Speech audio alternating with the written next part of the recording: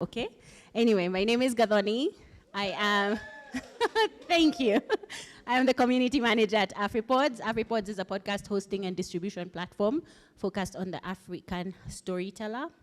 And we're building the largest library of African audio stories. Today, I am really excited to have as my guest Gathoni Kimuyu, better known as Queen Gathoni in the streets, to have a conversation with me about storytelling. So join me in welcoming Gathoni. Hi, how are you? I'm great. How are you?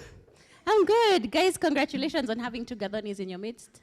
This is like the eclipse, you know? Yeah. It happens once every 1,000 years. Unless you are relatives, then it happens every family get together. So today we're going to have a conversation on storytelling. I invited Gathoni because she has done a lot of production, not only on stage, but also in television and a lot of other things. And I feel like she'd be an amazing person to share what things you should think about as a podcaster in storytelling. So I understand she's not a podcaster, but there's a lot we can learn from her. So my first question always is, introduce yourself to me like you would to someone who does not know who you are. So they've never heard about you. Who are you? Go. Wow, that is so hard. That's such a hard question because there is not even one sentence that could say who I am in just a nutshell. But I'd like to say I like to think of myself as an entertainment change maker. Okay. Yes. Tell us more. So I don't think I have met any form of entertainment that I didn't change or I didn't know how to do. Okay. Yes, and I'm still growing into learning more. And actually, I was a podcaster before I was any other thing. I've podcasted in 2016, 2017. Oh, so you're the OG podcaster. Yes. What did you used to podcast on? I used to podcast for Trust Condoms for a podcast called Kua True. Okay. Yes. So what did you talk about?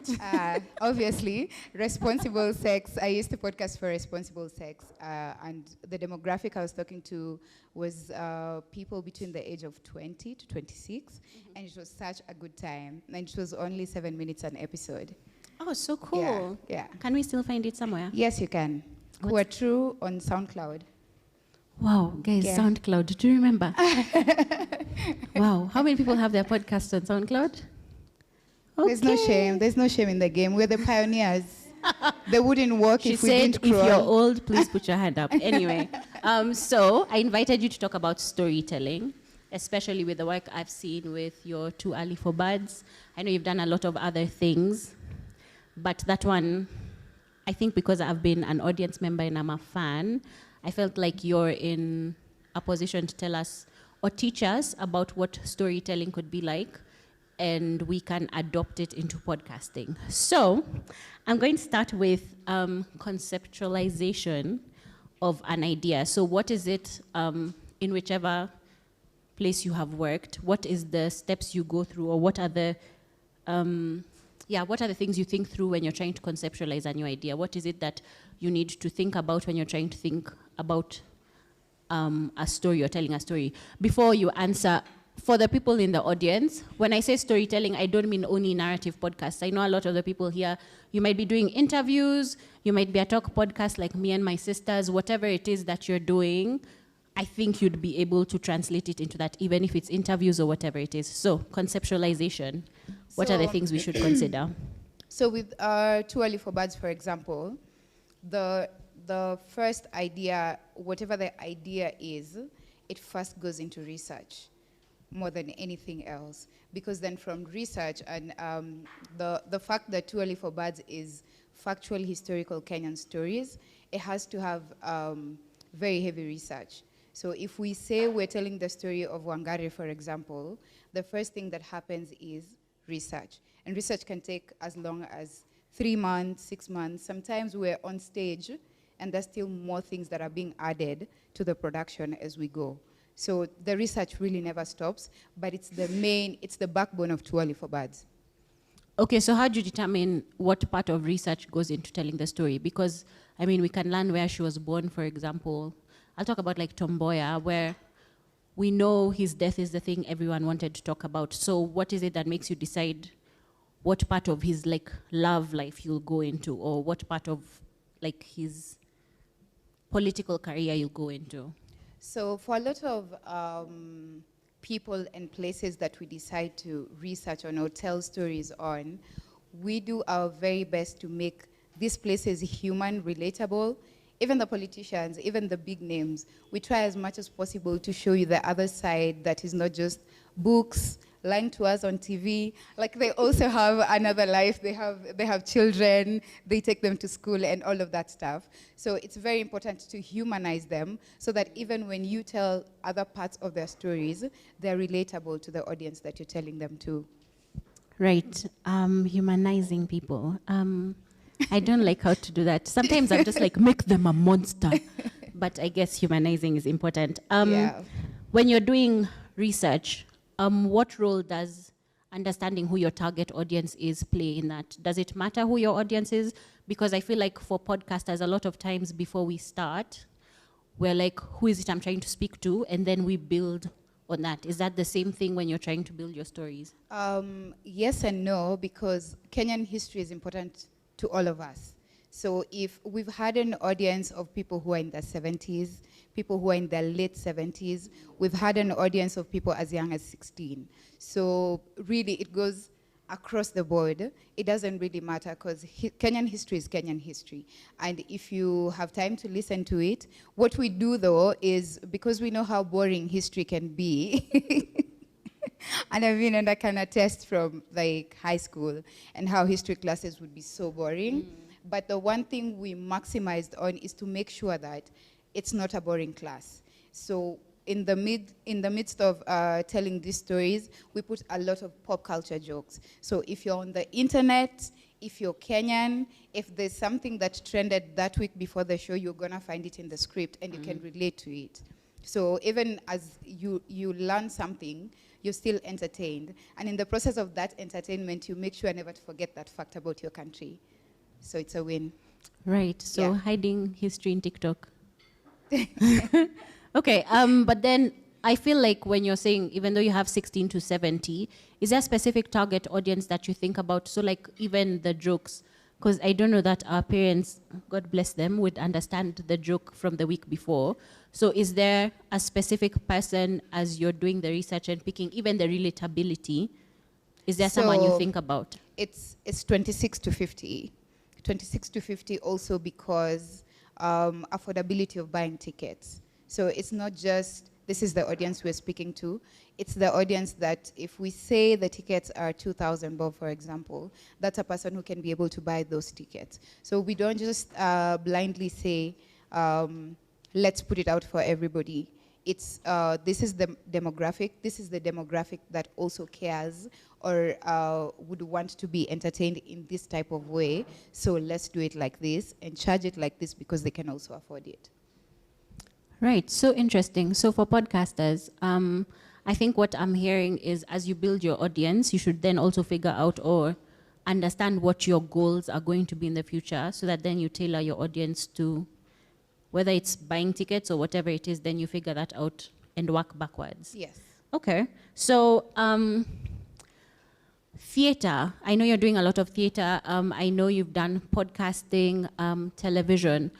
Is there a place for visual and sound, especially for theater? I feel like theater is very, well, visual, of course, but then what happens with like sound elements and all of that? Do they play a role in your storytelling at all? Yes, actually, sound and lighting, very, very important. You cannot just put a show on stage with a set and all of these things, and you don't do sound design or lighting design, because storytelling requires those things. For you to be able to visually enjoy the story and the set that's been built and moving with the times of the stories, then light and sound plays a very, very big role. Okay, so how, because you've been a podcaster, yes, how do you translate your building of storytelling in like Twali for Birds for theater into podcasting? What are the things you feel like would apply on both sides? Well, for sound design, first of all, I think one of the things that we take for granted, clarity of sound. Like, the clarity of sound is so important. The clarity of soundtracks, because if you're going to tell a suspenseful story, for example, how do we get there? How does the suspense sound like? You have to create that through sound design. So it applies on stage, on screen, and even on podcasting. Okay. Yeah. Okay, Yes. sorry, I didn't mean to that. But when building stories, right, what are some of the challenges that you have faced, and how do you overcome them? So you've done your research, it's time to do stage, you're talking about how some things are still coming up. How do you then, forgive me for using this word, pivot? How do you then make the changes? The real capitalistic. Yeah, I'm like, lingo. how else will you know I have been at work at any point unless I use the word pivot? But how do you pivot then with your stories? Two things. Money first. There's a difficulty, like comparing to coming from TV and then straight into stage. No one prepared me for what that transition would look like. I was used to being on television with a budget, transport provided. All I needed was to appear on set or write whatever script I was writing. But then on the other side, producing for stage. And first, I think the first thing I realized before I started producing for stage, I was doing media and PR for Too Early for Birds. And I was like, I feel like this show is too big for just one weekend run, for just one day run. If the tickets are being bought, we're selling out in exactly 4 hours. We have no business doing just one show. So Right. So coming from TV, the one thing TV taught me was to constantly scale as long as there's a need for scaling. So that's one of the things that I was really hoping to do with Too Early for Birds, and did. And it also meant more money. But the other thing that no one prepared me for was that when we do the research, Kenya is not really good at archiving. KBC, the KBC library, before you access it, is a whole story. Getting information out of the archives is a whole other story. Like, for us to be able to tell these stories, there's so many other hurdles than just money. So I think, well, money is a big player, because even these hurdles that we were facing sometimes we kwamua them with money. So I think money is the ultimate. But for the longest, we financed Too Early for Birds with ticketing money. So we run the production, pre-production, sometimes from our pocket, and then after we recoup the ticketing, and that's why our marketing is so aggressive, because we have to recoup the money so that we can be able to pay suppliers and the actors and crew. Yeah. But that says a lot about you and the team, in that people are willing to do the work with you before, well, not before, at least getting deposits, but also the belief in your product, where you're going to do a show before you have money for the show. I think that's crazy, but I mean, that's amazing also to hear. But you talked about thinking about Too Early for Birds in different ways. Are there other ways that you want to do it other than stage? Or, I know we're talking earlier and you're talking about how it came from TV. Yeah. Is that something you're interested in? Are there other ways that you're able to get money into the space? And what does scaling look like? Because you said you were able to scale. What does that actually look like? Okay. So initially, for those who do not know, when we started Too Early for Birds, and it was at the cafe at All Saints Cathedral, Abu and Ngatia came and pitched to me at the cafe, and they were like, yo, so we have this brilliant idea. We want to do this TV show, but we want it to be just 15 minutes long, so that you can have it as an insert, maybe 15 minutes before the news or 15 minutes after the news. And they were like, since you're in the world of TV, how about you produce it, we'll do the scripting, we'll do everything else, you produce it and pitch it to different TV stations. And I was like, cool, right up my alley, let's do this. And it was a one-day shoot, like the scripts were ready, it was a one-day shoot, we shot everything we needed. Then we started to shop the show into different free-to-air stations. And the disappointment from one TV station to the other just kept crushing us. But we were like, you know what? So we don't have to stop this dream here. Ngati and Abu suggested we can put this on stage. And I said, listen, I don't know anything about stage. You guys, all the best. But if you need me, you know where to find me. Yeah. And that was it. And then later on, they came back when they were doing the first show, and they were like, okay, fine. We're doing the first stage show, and we don't have a media and PR person. And because you just came from TV and you have all of these connections and all of these contacts, how about we use you to get to the free-to-air stations for our media tour? And I was like, cool. And it was easy, like it was just phone calls, and it was like, oh, you guys, you have an interview at Capitol, you have an interview here. And it worked out, right? And then Brazen came, and they asked me to produce Brazen, because I'd been in the team for so long. I had seen everything as it happened, as it grew, as it changed. Yeah. I was right there. So it's the Brazen show, all women, written by women, produced by women, crew was women, everything was done by women. And we tried as much as possible in our marketing strategy to do all our interviews at women-led shows. And it was really good. It was an amazing turnout. So I remember the night before we started production, and we were having a conversation about doing a Friday show and a Saturday show. And I was doing the math, and I'm like, we're not gonna break even. If we're going to pay people fairly, we have to do more shows. And I don't think the people who were working on the production had done 5 shows before. But then I showed them how to break it down, and we're like, so we're gonna do this on Friday, these 2 shows on Saturday, and these 2 shows on Sunday. And this is what it means money-wise. And so, of course, everyone is on the side of money. No one is gonna say no. So we agreed, and we started rehearsals. And when we were doing, I remember when we were doing the media run, and one time we just come, I can't remember if we had come from Hot 96, and we sat at Java to have breakfast, and the ticketing company said, all tickets are sold out. And this was like a week or 2 weeks to the show. And we're in disbelief, because the first thing was that we had shot too far from what we thought we were. Yeah. But also our audience didn't fail us, and they showed us that there's more. Like, if we wanted to, we could have still pulled another 5 shows, and I think it would have still sold out. Amazing. Yeah. Your audience is everything, guys. I know you can translate that into podcasting. It's the only thing. They're everything. Yes. Yeah, so your audience is everything. As you plan your shows, as you do your podcasts, make sure you're thinking about your audience. Don't change who you are for your audience. No. But your audience finds you, like Gathoni is telling us. Now, audience feedback, right?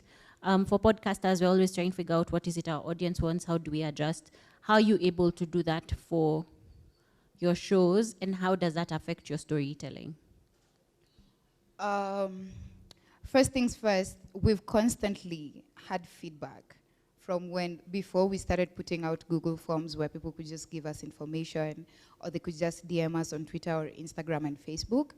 We constantly have information for when we do a show. Like, there's so much feedback coming in. But I know before we did the Brazen show, there had been a lot of conversations about, oh, how comes there are never stories about women? Oh, how comes the production is just always a lot of men? And it's not that it's not a balanced production. It's that most of the times the people you see who are doing a lot of the heavy lifting are men. And so we're like, you know what? A Brazen and all-women show is not a bad idea. Mm-hmm. And Alea, Laura, and Mora were graceful enough to write a beautiful script. Mm-hmm. And we got where we got to, and it worked. So what do you use to get feedback from your audience? So social media, heavily.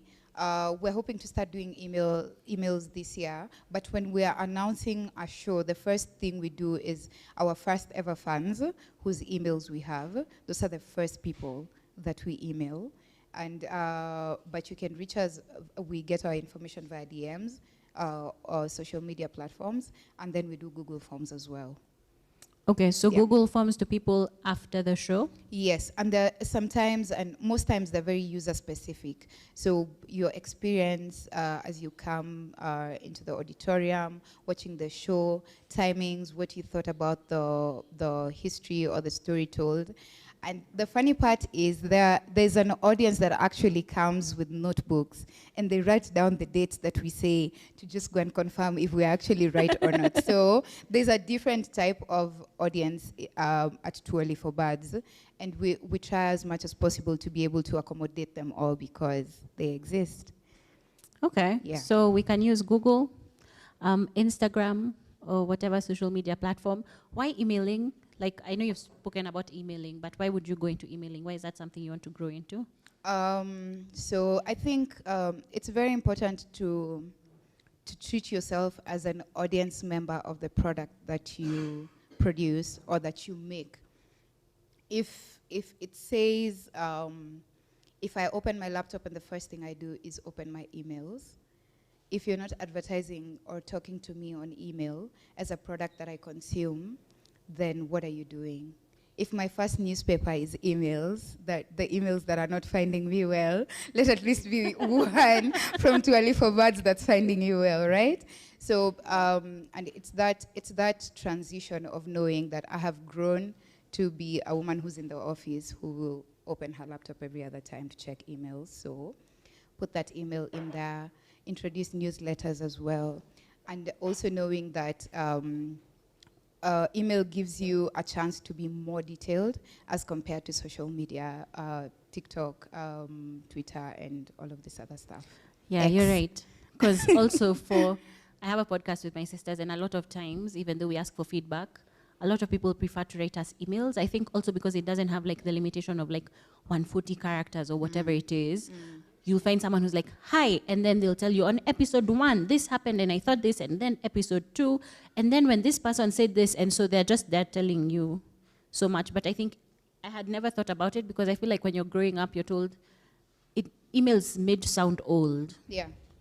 But you're They're right. actually very efficient. They're yeah. very efficient. And if it's the thing that we all do, not being found well, we might as well use it for our audience. Yeah.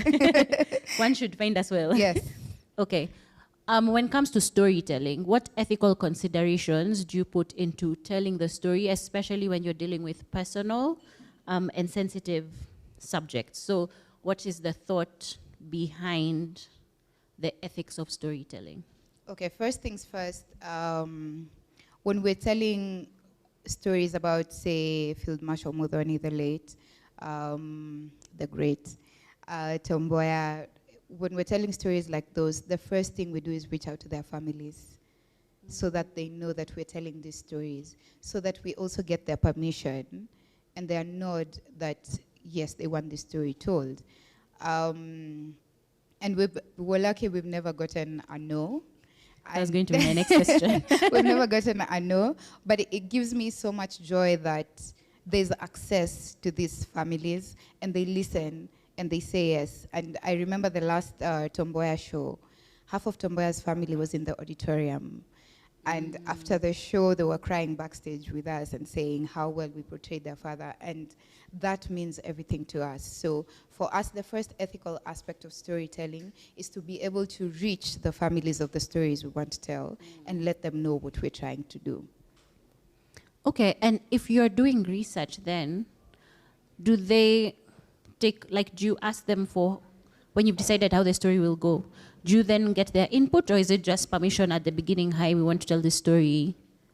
So for parts of the conversation, when there's a yes, then they also become part of the research process, because we have to make phone calls, we'll ask for pictures, we'll need all of these different things. The things that we'll find in our research, say a suitcase Tom Mboya owned, and if it's available for us to have on the show, then it's something we'd like to have. And so we have to talk to the family first before we can use it on stage. Yeah. Okay. When it comes to storytelling and choosing your stories, do you feel any sort of responsibility to your audience on the subjects that you pick? So like for me in podcasting, what is the consideration I should have to my audience? Well, are you entertaining them? Are you educating them? Are you being able to keep them there consistently? I think those are some of the most important parts of storytelling, that you're educating and you're entertaining constantly. So then that means that I'll constantly come back because I don't leave empty or I don't leave angry. And also the importance of telling true stories. Because already the way our world is set up, there's so much sensationalism. If you then become that person as well, you might as well become a gossip blogger because you're not telling stories anymore. Yeah, so I think it's very important to entertain and to educate. Okay. Yes. Educate and entertain. What other things, like what is it that helps you determine whether or not you're educating? Is it the feedback that you get from the audience, or is it if you learn something during the process, then you feel like in relatability there'll be someone who didn't know what I just learned? Learning first. And I said this, I think a week ago, as an artist, when you're putting out work, as a storyteller, be happy with the story first as yourself before you put it out to the audience, because you satisfy yourself first, and then then you're going to satisfy someone else. So that's the balance, that it pleases you first. And even in parts of research, like the way Kenyan history is set up, you will find a story about me, for example, in, say, 1963, but you'll also find me in another story, unrelated, a heavy story in 1973, 10 years later. Unrelated places and unrelated genres, but it's still Kenyan history. And so that the idea of learning those things as a producer or as part of the team that brings out the show is so fascinating. It's so amazing. And I remember at some point when I was starting to produce Too Early for Birds, I'd have conversations with my late grandmother, and she told me so many stories that also helped with part of the research for the shows. Right. And that, like the things I'd learn and go talk about with my team, and I realized, like, this is going to be so amazing even for the audience. If, as an audience of my grandmother, I feel this exhilarated, then for sure, if the people see it, they're going to love it. Yeah. Okay. I'm sure there's a podcaster thinking, I have a talk podcast. I might be entertaining, but what does education look like for me? Because, like, I might not be speaking about something specific. Okay. I might not be talking about Kenyan history. It might not be something as big as that. It might be I sat down with my friends and we're discussing hot topics or whatever it is. What does that look like in the I am entertaining, but do I have to educate? You know, education is it's not a straight line. Education could just be me teaching you how to tie your laces, and it's education. Like, it doesn't have to be deep. It does not have to be deep. I think education is a very linear line. Like, it's you can say you're entertaining, but in the process of sitting with your girlfriends to talk about something, someone will have an experience they talk about while you guys are laughing, and it actually reaches to someone and educates them. So I don't think there's a way to erase education when you're storytelling. Okay, and if I'm doing something as basic as that, what's my responsibility in telling the story then? In terms of, like, ethics, is there ethics I should consider in that time? Sensationalism has to go, bro. I think it's really taking away from what good stories are supposed to be, and we have so many good stories in this country. And I imagine if we all decided to just be true to our Kenyan selves and not any other thing, then I think we'd tell really beautiful stories. We don't even have to ever tell the story about the poor girl in the slum who's saved by the guy from Karen. Like, we don't ever have to tell those stories. There's so many stories we can tell about our country, about our families, even in the homes that we live in, that people are going to relate to, and not necessarily being shady about them. Yeah. Okay, so in storytelling, it's not always, like, what I have as an idea is not necessarily what it is that will come out. So has there been an experience you've had where a story had to change very dramatically from where you are in conceptualization to, like, what we saw on stage? Yes. But usually our problem is overwriting. So that's usually our biggest problem. And I remember, I think it was the Badasari show.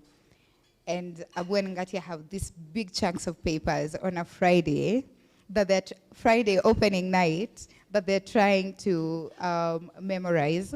And the director is telling them, it's too late for these lines. I understand you guys wrote them yesterday and you think they're important to this story, but I'm sorry, I can't add them. And for like 2 hours, there's a standoff because they want these stories to be added. And they said the only thing they want is for the director to trust them to have their lines on stage. But the problem was that the show was going to get longer.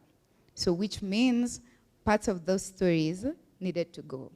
And they did. It was a struggle, and they did, but still turned out really good. And the thing about stage, though, is we're the ones telling you the story.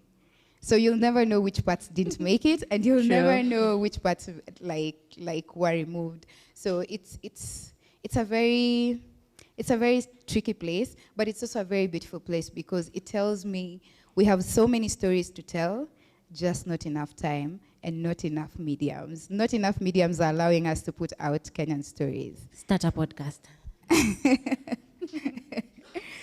Okay. My last question to Gathoni before I come to you for any questions on storytelling that you'd like to ask her or myself. What is the number one thing, what should I consider in order to put myself behind a story? Like, what's the one thing I should think about, feel, consider before I tell a story? Do I love this story?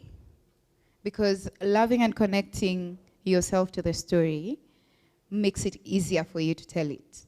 You become one with the story. Then if today I was on stage, I saw Chadota here, if I put Chadota on stage today and I asked her to do her lines from the last show, she probably still has them because she loved the parts that she played.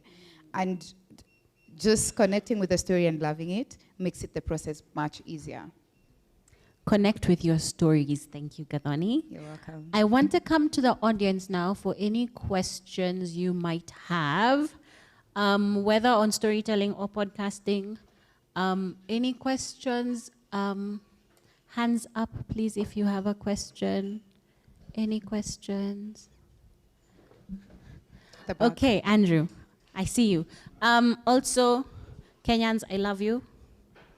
Mine is not a question, it's a comment. After the show, please. Okay? I love you guys so much. Hear me when I say I love you. But mine is not a question, not now. Okay? We just want questions now. Andrew, do you want to come? Oh, there's one there. Okay, perfect. Thank you very much for sharing the tips on storytelling. It's very humbling. And I'm just wondering, you've mentioned that the audience is everything, and that's what even causes people to come and want more. So the question is, when is the next edition for Too Early for Birds? And can we get it beyond stage? Because if our schedule does not align with that time, we'd live it on TV. And like you said, people are willing to pay. Thank you. Okay, thank you. Thank you, Andrew. So there's going to be a show this year, hopefully. We haven't set a date yet, but we're going to have a show this year. We're also transcending into screen. We're going to have versions of the show on screen as well. And we're also going to have a podcast soon. So be on the lookout for all of those things. And you should host it on AfriPods. Thank you. Yeah. Any other questions from anyone?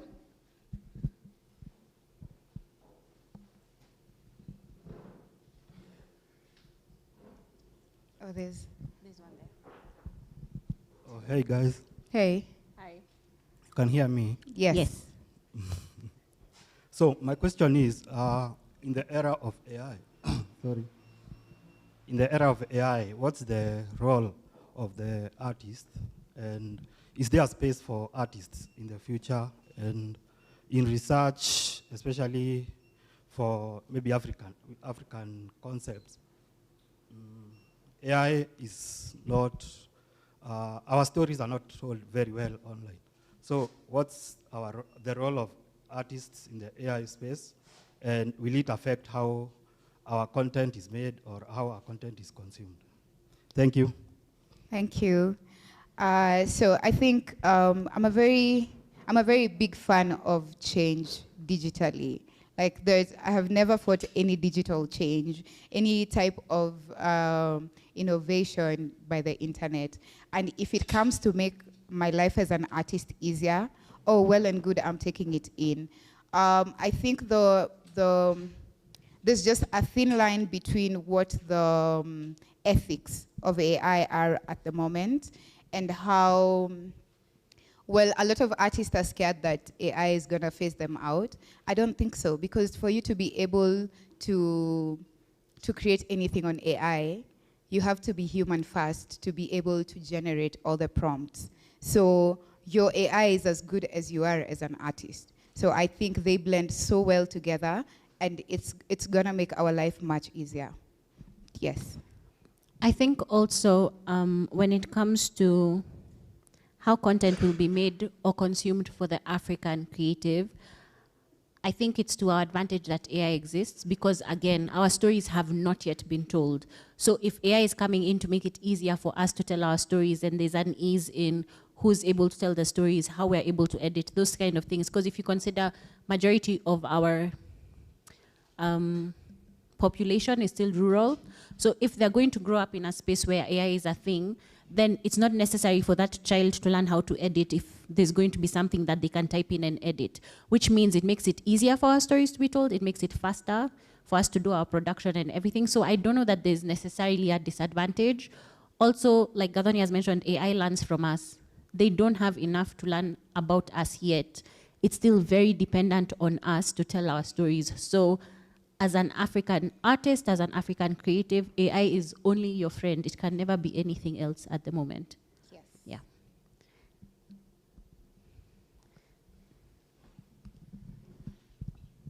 Hi. Hi. My question is, are there stories you didn't ask permission to bring to life? And if you are passionate about a story and you actually got a no, would you listen to that no, or would you just go on and like air out the story? Well, there's so many stories we didn't have to ask for permission to tell. There's a story, Badasari was a story about the baddest thieves we've ever had in this country.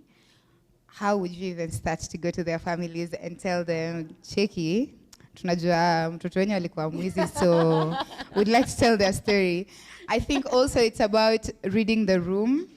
There's a story we told about the Battle of Lumboka. The Battle of Lumboka is basically a battle where Kenyans from Luyaland build forts. You know, like the forts from Game of Thrones? They built forts, and they were able to hold the white man the whole day, and they couldn't get through. So stories like those, we don't need permission from anyone. In fact, we want to tell those type of stories so that you know that it's not just the Kikuyu who fought for independence. Other tribes also fought for independence, but for the longest time, our history has been so whitewashed. It's been told from the white man's perspective. It's been told from the thief's perspective. So we never really get the true story, and that's why these stories that we tell are so, so important. Yes. Thank you. You're welcome. Any other questions?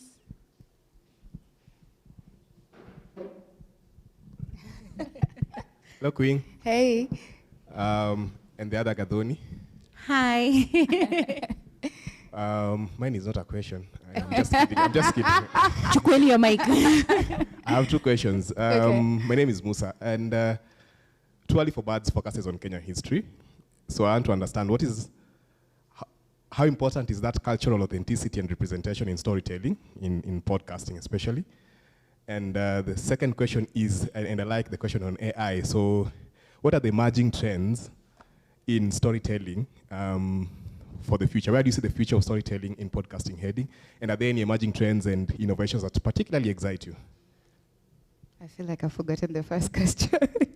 Cultural authenticity Okay. in your storytelling. So for that part of storytelling, one thing you will learn as you go through our history is that the more things change, the more they remain the same. There was a maize scandal at some point before this maize scandal. Be careful what you say, madam. We want you disappearing.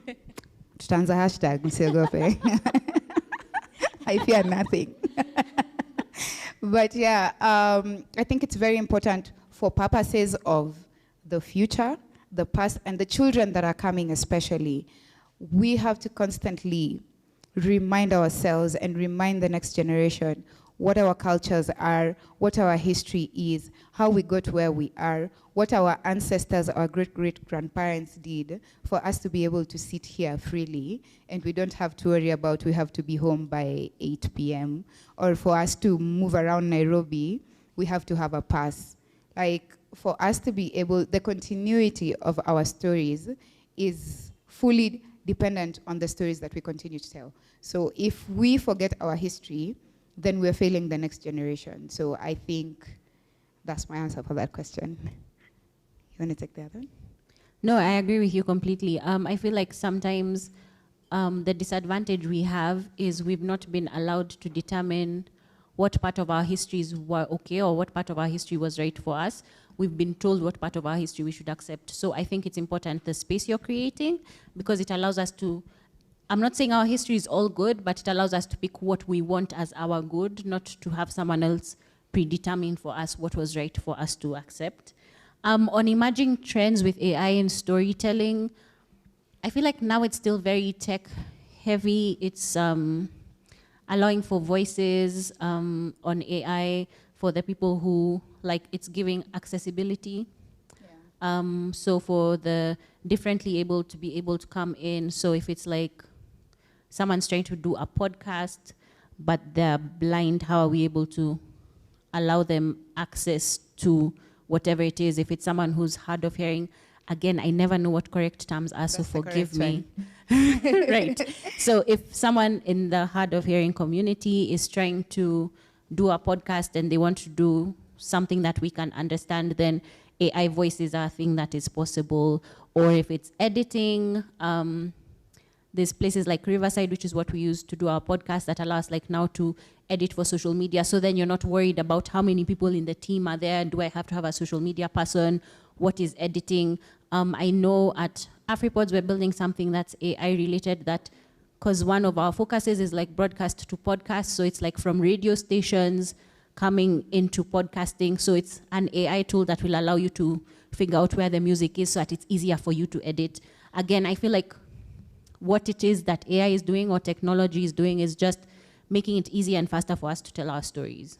So at the moment, that's all it's doing. We will figure out as we go, because AI changes every day. Yeah. I see a question in the front. A lady in a yellow dress. Hi, Gathonis. Hi, Nyam. Hi, now.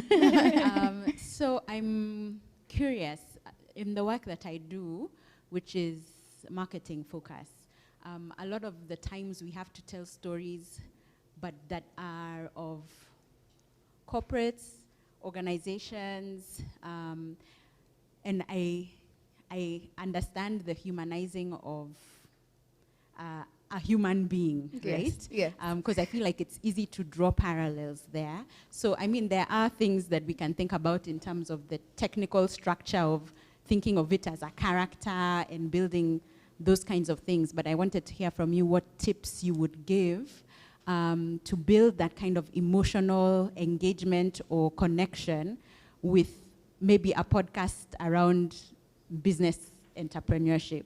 Or, you know, if I'm in an agribusiness and agri-tech is my thing and I want to talk about stories in my podcast, what are some tips or some ways I can think about humanizing or building an emotional connection? All right. I think, for example, like agribusiness, and this is not me being a pro, this is probably me just thinking through the answer. But I think, let's take an example of a cabbage, for example. There's, it's agribusiness, right? It's like Shamba Shape Up, for example, right? So for people who don't know, Shamba Shape Up is a TV show on Citizen TV about farming. Yes. So say a cabbage, for example.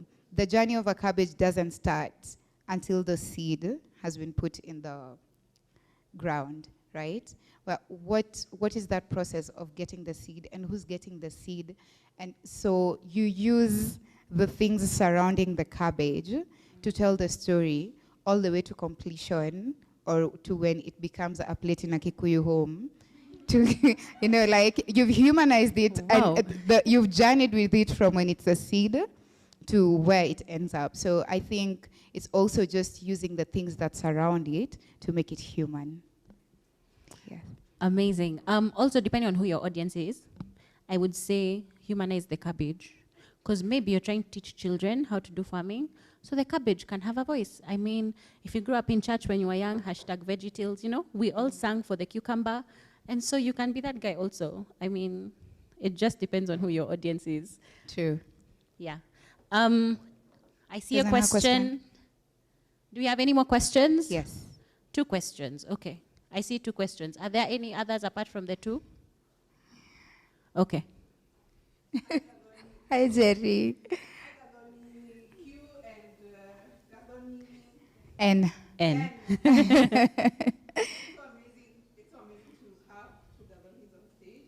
Thank you. And most of what you're talking about storytelling, I'm passionate about storytelling. My question is, I'm excited that the Tuali for Birds will transition from on set or on stage to...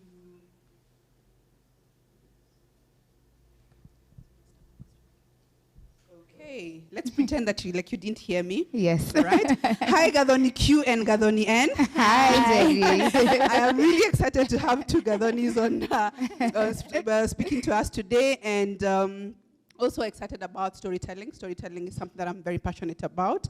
My name is Jerry Wawagari, and I was, you know, ululating at the back when I heard that Too Early for Birds will make a transition from on stage to podcasting. So my question is, are you going to pick the same elements that you had and move them, especially with the parts of the stories that were not included? Or are you going to look at it from a different perspective now that you're not squeezed for time? We have the time to listen to a 90-minute podcast. We don't mind as long as it's storytelling and it's done in a beautiful way, which I know that you guys can and will. So my question is, which aspects, and is that something that you're grappling with, which aspects of the stories that had to be left out because it was going on stage that you will be able to bring in? I'll sneak in a second question very quickly. Thinking back to the onset of Too Early for Birds, for those who are not in the know, it was inspired by a blog that existed, and the stories now moved from the blog to the stage. And they didn't move from the blog to the stage in the same way that they did. You guys did a lot of research behind it. Now, there are stories that you're telling that were not necessarily on the blog. So my question is, are you thinking around collaboration with existing writers where this story is not only existing on stage, can exist as in form of long feature, reads, or something like that? Okay, so I'm gonna answer in one long form to cover both questions.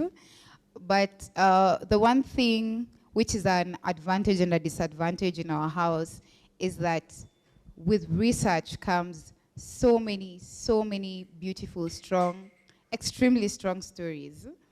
And sometimes when we're choosing which ones to tell, we are also in pain that we left an even stronger story. But so that tells me that when we're doing the podcast and the other version of the screen show, we're still gonna tell the same stories, but in very different ways, considering that they're very different mediums. And in the process, we hope that we can be able to not only maintain the audience that comes to see us on stage, but to also get a new audience that loves podcasts, loves to watch things on screen. We haven't decided what model of screen we're gonna put it on, but we know it's coming. So I think, have I answered the second question? I think about collaboration. So for collaboration, the one thing we pride in at Too Early for Birds is to be able to work with people who are dreaming like we are. So at all times, we will reach out to as many people as possible who we collaborate with, who we intend to collaborate with. And that is also seen even on our stage shows, where we try our level best to always put new faces on stage, so that even for the purposes of the industry, it's not just the same people on stage shows or on screen shows. We try as much as possible to bring new faces always. So yes, collaborations will constantly happen, and we are reaching out to different people, whether it's to shoot or to write with us. That is happening as well. Yes.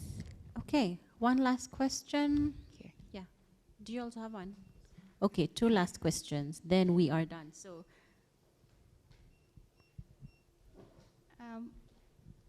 hi, ladies. Hi. Thanks for sharing everything about podcasting storytelling. So I'm curious about the thought process around naming the final product. You've talked about having to navigate, deciding which stories to leave in and put in. So when you're coming up with like the final name, how do you come up with something that captures the essence of what you're trying to say, but still leaves enough mystery to grab people? So similar to the earlier question around the agribusiness, so I come from an NGO background, so you're trying to not say these are podcasts about agribusiness, but make it a bit more interesting. So I'm curious about that. And then just second, you talked about having an all-women show. So I'm curious for future editions if there are more demographics in terms of inclusion that you'd like to explore down the road. Thanks. Okay. First of all, the name Too Early for Birds, every member of Too Early for Birds who was there when it was starting will give you a different reason why this show is called Too Early for Birds. But the long and short of it is, the blog we were getting our research from, or we were adapting the stories from, was called Too Late for Worms. So we just did that thing. So it's not that deep. But we were looking for a name, but before we could find a name, that was like a placeholder, and it stuck, and it worked. And I think with an audience, whatever name you come up with, your job is to actually make it sound like the best thing in the world. The audience does not get to decide if it's a good name or not. You're the one who teaches them to accept that it's a good name. You're the one who teaches the audience to accept that these are good stories. Well, you tell them well, but you have to tell them in a confidence that your audience is intrigued by, so then they become believable. Even the ones where you think, are we bullshitting? You know? But the way you've told them with so much confidence, they hold so much water. What was the next question? The demographics. Yes, actually. We're exploring the TikTok demographic heavily going forward, because I believe, I saw a video of Kemani Mbogwa asking people on the street, young people, like maybe 18, 19, 20, if they know who Tomboya is. And the ahs and who? And for every that was said, it was like a stab in my chest. But it also made me realize, look at you, you have barely scratched the surface with your audience. So I think that's another platform that we're looking to do and to get into heavily, knowing very well that for us to be able to be accepted on TikTok, we have to be able to put out content that speaks to that demographic. So it simply is also gonna be very, almost high schoolish, but in a very fun way, so that then we can be able to get the younger generation. Yeah. On naming, I feel like what you need to figure out is what is the essence of what you're trying to do, and then how you translate it doesn't become, as she's saying, that serious. I have a podcast called Okay Kiasi. When we were coming up with the name, I don't think we knew it would make sense with the podcast as much as it does. But if you listen to our podcast, it genuinely is like we are kind of okay. But that wasn't the idea when we were starting it. So I feel like just get an idea of what it is you're trying to do, make it fun, even if it's in the NGO space, and then people form a behavior and an idea around what it is you tell them. So if I tell you that light is green, even though you can see it's white, we become the green light squad. You know what I mean? So yes. It can be that way.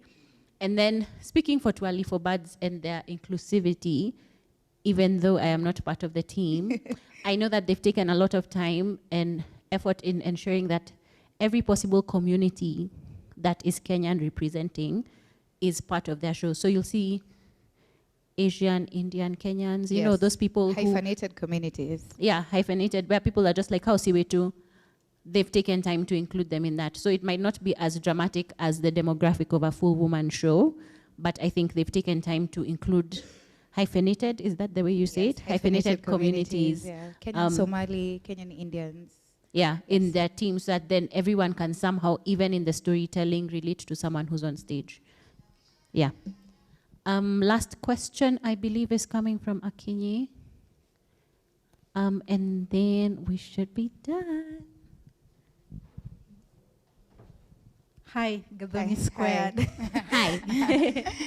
So my name is Awiti. I'm an award-winning podcaster from Kisumu, Kenya.